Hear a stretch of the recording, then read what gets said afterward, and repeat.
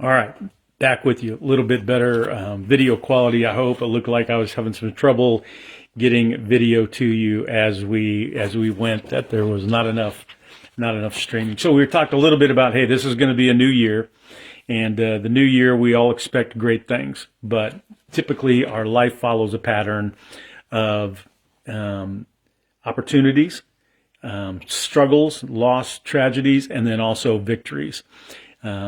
And I was reminded of this in a reading that I was doing recently, and I wanted to share some thoughts with you on there. Now, most of you can tell a little bit from the background here. I love Western stuff, including riding horses, and was up with a friend in Emporia. There's a ranch, Flying W Ranch, and we went up there to do a cattle drive. Now, not city slickers kind of cattle drive, but moving some new breed stock that they just got into another pasture. They were feeding them out, and so we were moving them from one pasture to another. Well, some of the herd got down into this big gully, and as we're going there, we're riding along the top of the ridge, and the ranch owner comes up to us and says, "Hey, you guys, we are not riding a trail ride. We got to go get those cattle." So he said, "Quit riding, tip the tail." If you've ever been on a trail ride somewhere at a park or anything like that, you know that tip the tail means that there's one horse in front of the other and you just ride nose to butt. And they give you usually just a very gentle horse that's not very, not going to go out of your comfort zone, not going to go crazy on you, but want to make it pretty easy for you to ride. And sometimes that's how we want life. We want this new year to be great and all that, but we tend to want it to be comfortable. We don't want to get pushed out of our comfort zone. We don't want to get stretched too much. And a lot of people live their life like that. So let me ask you this question this morning. What is it you want out of 2025? You want it to be different than 2024? I saw a lot of posts on Facebook in the new year that said, hey, so long 2024, it was a bad year, looking for more in 2025. Well, if that's true for you as well, that 2024 wasn't a great year and you want this new year, then what are you going to do different? How are you going to view life to make it different than 2024? And so I want to make a suggestion to you, and one that is, make sure that you're living your life through Jesus. The Apostle Paul writes in Galatians, he says, "My old self has been crucified with Christ. It is no longer I who live, but Christ lives in me. So I live in this earthly body by trusting in the Son of God, who loved me and gave himself for me." Now, when you read that and you kind of think, well, what does all that mean? Well, let me give you the Message version of this, because I think it's not a favorite translation of mine, but here's what it says. Paul is basically saying, I tried keeping all the rules and working my head off to please God, and it didn't work. So I quit being a lawman, focusing on the law, so that I could be God's man. Christ's life showed me how, and it was Christ that enabled me to do it. I identified myself completely with him. Indeed, I have been crucified with Christ. My ego is no longer the central point. It is no longer important that I appear righteous to others or have their good opinion, but I'm no longer driven to impress God. He said that Christ lives in me, and so the life you see me living is not mine, but it is lived by faith in the Son of God, who loved me and gave himself for me. He said, I'm not going back on that. So Paul is saying, look, I tried living like the Pharisee way, like doing all the laws and all those kind of things, but he said, when I realized that I gave my life to Christ and now he lives in me and that's the life I'm living, he said, I'm all in. He said, no more tip-to-tail trail rides. I'm going all in, heart, mind, soul, and strength with the Lord in this new year. And if we think about Jesus' life was full of opportunities. It was full of sorrows and hard times, but it was also full of victories. So if we're going to follow Jesus on this 2025 trail ride, our life's pattern will include some opportunities. There'll be opportunities for growth. When we stop growing, we stop dying. We begin to, actually, when the very moment you're born, you start to die. So we want to do everything we can to delay that and slow it down. We should always look to grow. Seize every opportunity to grow as long as we have breath. And I know that there's a couple of different ways we can do that. One is mentally. If you're getting older or you're already there, you know that keeping sharp mentally is difficult.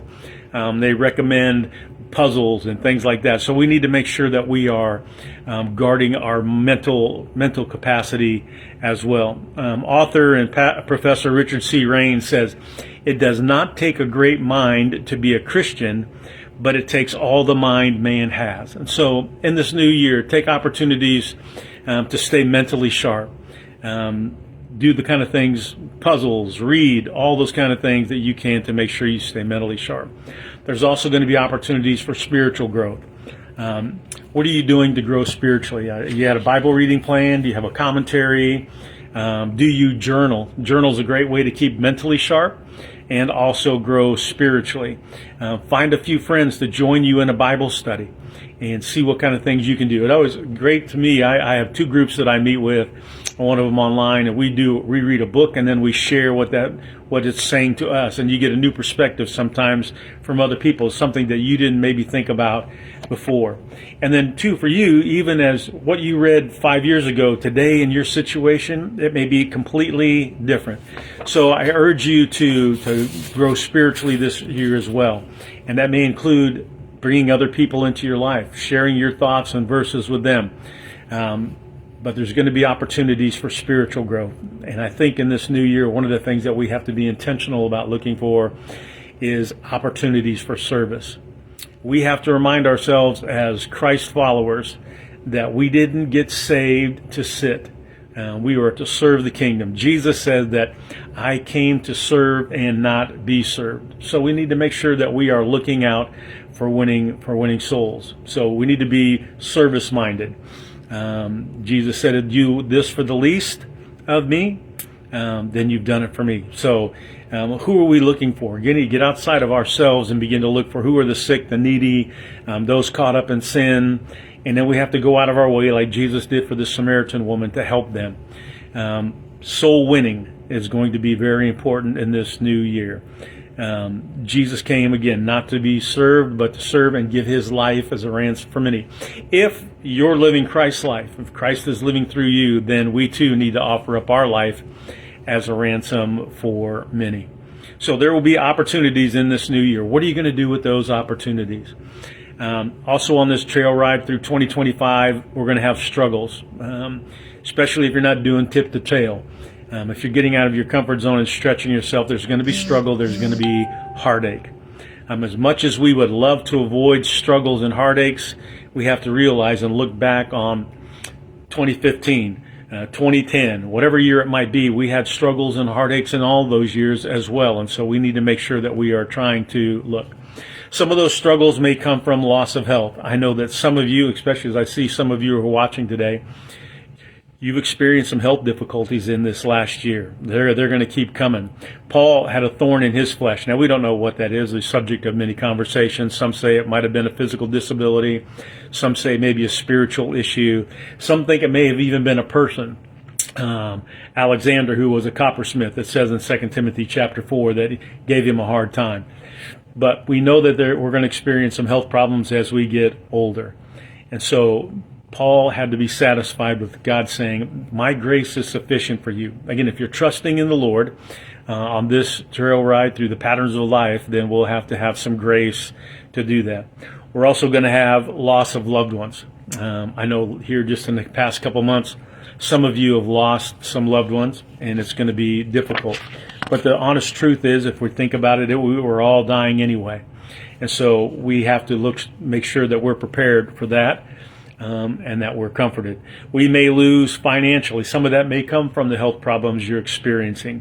But we know that in the past we have had financial struggles. The economy is something we can't control. It's beyond us, controlled by men and women in a faraway place that we have not much influence on. But we need to make sure that we're making wise choices there to guard our financial health. So there's some of that going on. Loved ones, financial, a lot of different things that we can experience loss in this coming year. So we know that that's just part of the pattern of life. And we're going to accept that, and we're going to trust that Jesus knows what he's doing, that he's the one that's leading us on this ride. Because the good news is that on this trail ride with Jesus, our life's pattern will then also contain victories. Again, as you think about last year and the years before that, you can look back on your life and go, here's some difficulties we had. Here's where I had some opportunities for victory that God brought me through. Now, they may have been little victories. They may have been big victories, but we all had opportunity for victory. The most important one for us that are following Jesus right now is the victory of the joy of salvation. We can go through these things, opportunities and struggles and loss, because we have the joy of salvation in our life. And just as we're presented with opportunities to grow spiritually, here is one of them. Because as we grow in these struggles and trials and with our salvation, we have this victory known as grace. That Christ is living in us and his grace is sufficient for us as we go. That in and of itself should be the greatest victory that we have.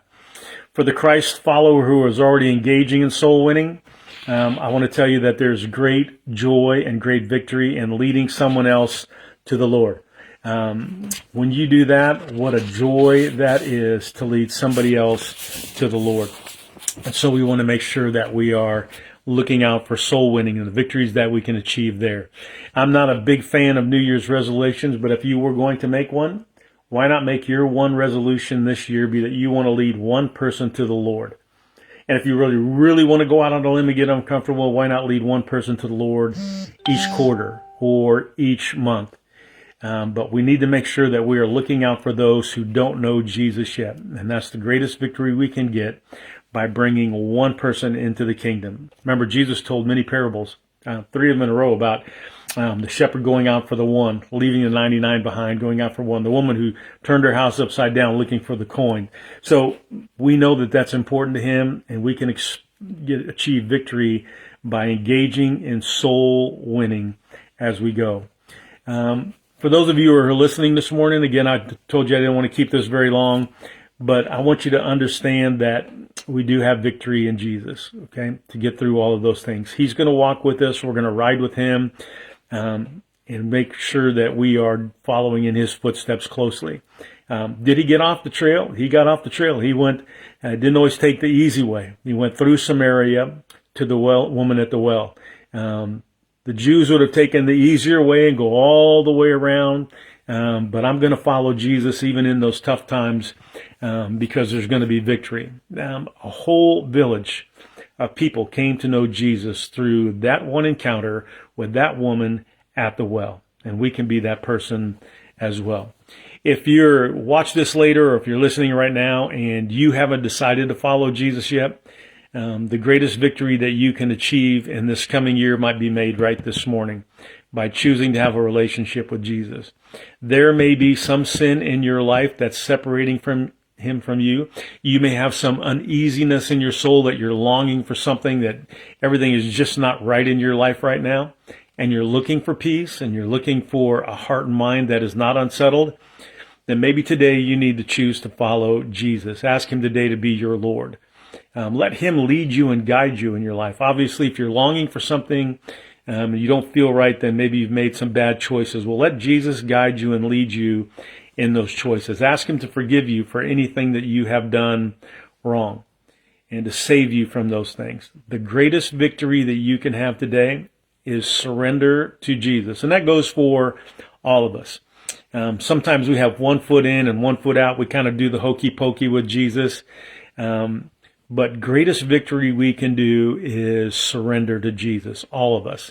Now, that doesn't seem logical because typically when we think of surrender, we think of losing, that I'm giving control over to somebody else. And in fact, with Jesus, that is the best thing. My daughter, Julie, gave me a book to read called it's Branding for Impact.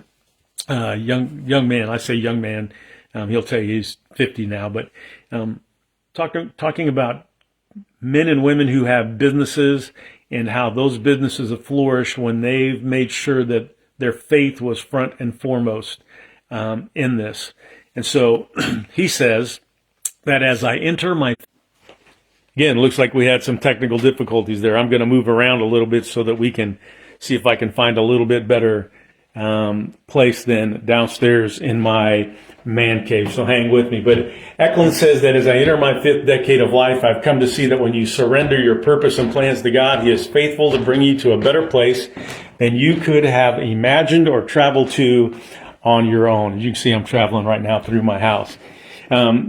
If you make that decision to follow Jesus today, you're going to travel a new path. Now, I can't guarantee you that your life is going to be instantly better, that things are going to be all peaches and cream as you go. But I will tell you this, that Jesus will walk with you and he will give you a peace of mind that you haven't had. And that is a great victory. So maybe today, you're called to follow Jesus. And I hope and pray that that would be an experience for you that will bring great joy. I don't know about you, but like Eklund, even as a pastor, sometimes I have a tendency to have one foot in and one foot out. And so this year, fully surrender to Jesus. Be like the Apostle Peter. Peter, when he's on the shore in Luke chapter 5, fishing, and Jesus asked him to put his boat out. He asked Peter to put the boat out, and Peter says, "Okay, master, I'll do it." That word master there is epistates. That is a word that has to do with like a boss, a manager, somebody at work. If you're still working, you have a boss. He's only over you for 8, maybe 9 hours a day, and whatever you do after that, that's you. After they go out and fish and catch all the fish, Peter falls down before Jesus and says, "Lord." The word there is kurios, and kurios means the one to whom I belong. So Peter is saying, look, all right, I'm no longer satisfied with you being just my boss. I want you to have all of my life. And so today, as we head into this new year, again, understand the pattern of life. Opportunities, struggles, victory. And those victories become greater when we are fully surrendered to Jesus. Again, if you've never made that decision today, would you consider doing that? Acknowledging that you've sinned, that you've been separated from Christ, and that you want him to lead and guide you. If you do that and you're watching, just DM us on Meridian Avenue Baptist Facebook page, and we'll get back to you. And if you've been playing hokey pokey, again, same thing. Maybe today you're going to go all in. Do the hokey pokey and turn yourself around and go in the right direction. Hey, thanks for understanding. I'll tell you, about 5 o'clock this morning, and I didn't see any precipitation out there, really no white snow and all the 3 to 6 inches. I was thinking, man, I messed up, blew it by not having church today. But now that I've seen that there are 17,000 people without energy or power in Wichita, and the number of road accidents, so stay home. Be safe today. We look forward to seeing you next week. We will do communion next week instead of today. My thought is it doesn't always have to be the first Sunday of the month. We'll do it when we can gather together in community. So let me pray for you all, and then let's, again, be safe, stay home where it's warm, and look forward to a new week and a new year. Father, we love you. We thank you for the technology that we have today. I was reminded of COVID and how important technology became in our churches then, and so we are still able to use those things that we learned back then. So I pray for those who are watching today, for those who will watch, that they would be blessed in this new year, understanding that life is life, and there's going to be ups and downs and struggles no matter what we hope for in this new year. If we continue to do the things that we've done, we shouldn't expect anything different. So let us look forward and embrace the opportunities that are given to us. Understand that the struggles and trials will be real, but God will be using those to help us grow, and that we can achieve victories in many ways, through service, through sharing the gospel, and ultimately for those who have never trusted Jesus, their greatest victory again today in choosing to follow him. Watch over us and keep us in all that we say and do, Lord, that you are glorified in